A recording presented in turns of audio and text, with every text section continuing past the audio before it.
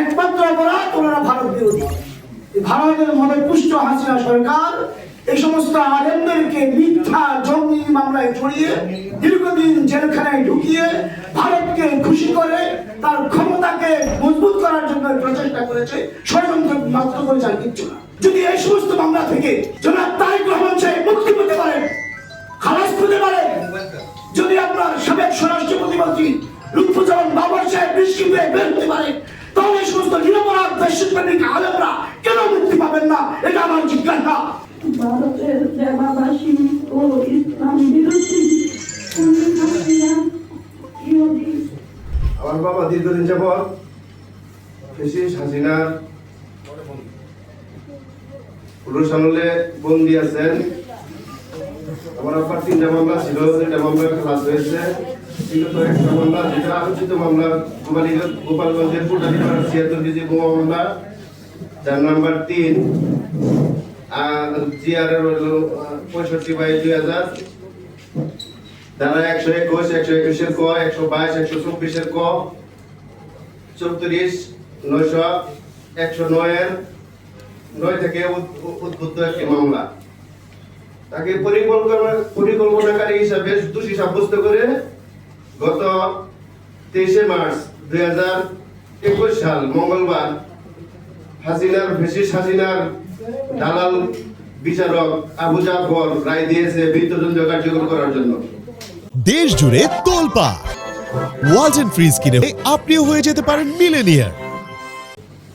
কিন্তু তারপরে কোনো আমার আব্বার বিরুদ্ধে বা ওই সমস্ত আলেমদের বিরুদ্ধে কোনো প্রমাণ উত্থাপন করতে পারে নাই, কোনো সাক্ষী উত্থাপন করে নাই, কোনো সাক্ষীরা তাকে চিনেন না।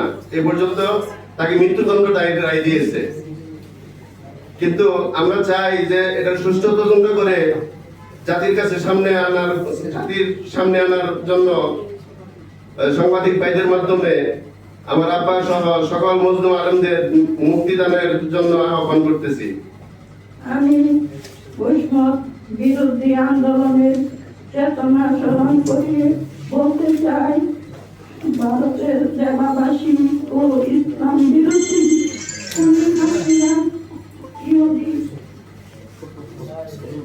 রাজনৈতিক মুক্তা তথা বিদেশি তবুদেরকে খুশি করার জন্য দেশব্যাপী জঙ্গি নাটক সাজিয়ে তারা কারো অজানা নেই।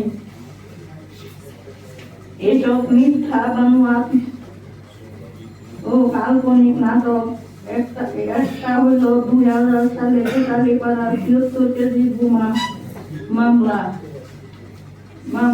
3 নং মামলা, তারিখ 13/9/2000, ধারা হচ্ছে 121/121, 121/124।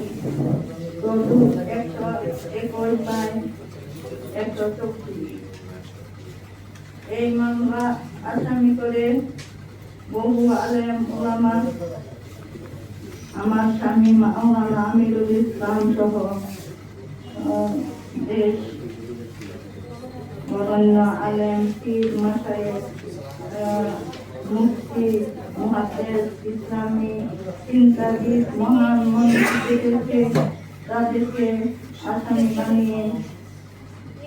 আসামি করার কারণ হলো তারা দেশপ্রেমিক, ভারত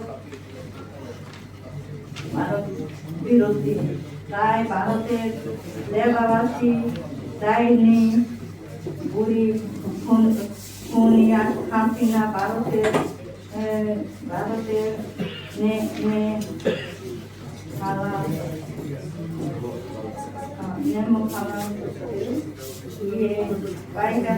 অনেকের সাথে শেখ ফরিদ ভাই সহ আমিরুল ইসলাম সাহেবের সাথে বাহিরেও আমার অনেক প্রোগ্রামে আসা যাওয়া হয়েছিল, অনেক মাহফিলে। ওনাদের মতো ভদ্র এবং নম্র এবং দেশপ্রেমিক মানুষ দ্বিতীয় আরেকজন নেই। একমাত্র অপরাধ ওনারা ভারত বিরোধী। ভারতের মনে পুষ্ট হাসিনা সরকার এই সমস্ত আলেমদেরকে মিথ্যা জঙ্গি মামলায় জড়িয়ে দীর্ঘদিন জেলখানায় ঢুকিয়ে ভারতকে খুশি করে তার ক্ষমতাকে মজবুত করার জন্য প্রচেষ্টা করেছে। ষড়যন্ত্র মাত্র করে যার কিচ্ছু না।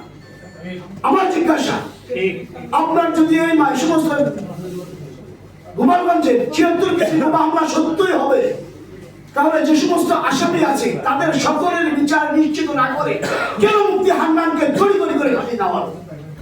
এটা আমার জিজ্ঞাসা। অতএব আগে তো হাসিনার আমলে কোনো বিচার কার্যালয়ে বিচার ঠিক মতো ছিল না, সমস্ত বিচারগুলো লেখা হয়েছে স্বরাষ্ট্র মন্ত্রণালয়ে আর পাঠ করেছে বিচারকরা, যার প্রমাণ প্রধান বিচারপতি মানিক সে নিজে বলেছে যে আমার রায় দেওয়ার আগে রায় স্বরাষ্ট্র মন্ত্রণালয় লিখিত হয়ে আমাকে দিয়ে পাঠ করানো হয়েছে মাত্র।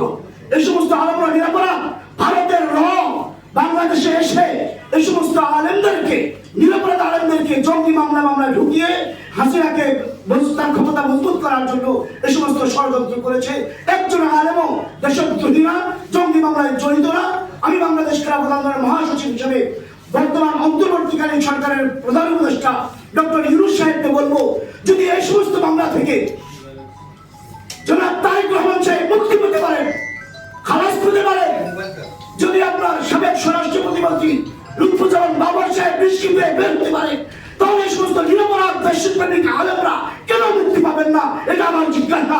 অনেকে ভাববে এই সমস্ত আলেমদেরকে বৈষম্যের শিকার না করে তাদের প্রতি আপনার দয়াশীল হয়ে তাদের মামলাগুলোকে তাদেরকে খালাস করে দিয়ে, তাদেরকে নিষ্পত্তি করে, তাদেরকে কিছু খালাস দেওয়ার জন্য আমি আবেদন করব এবং দেশবাসীকেও আলেমদের সাথে থাকার জন্য আমি অনুরোধ করব।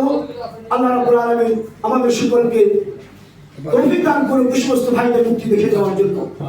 নাসরুল মিনাল্লাহি ওয়া ফাতহুল করিম।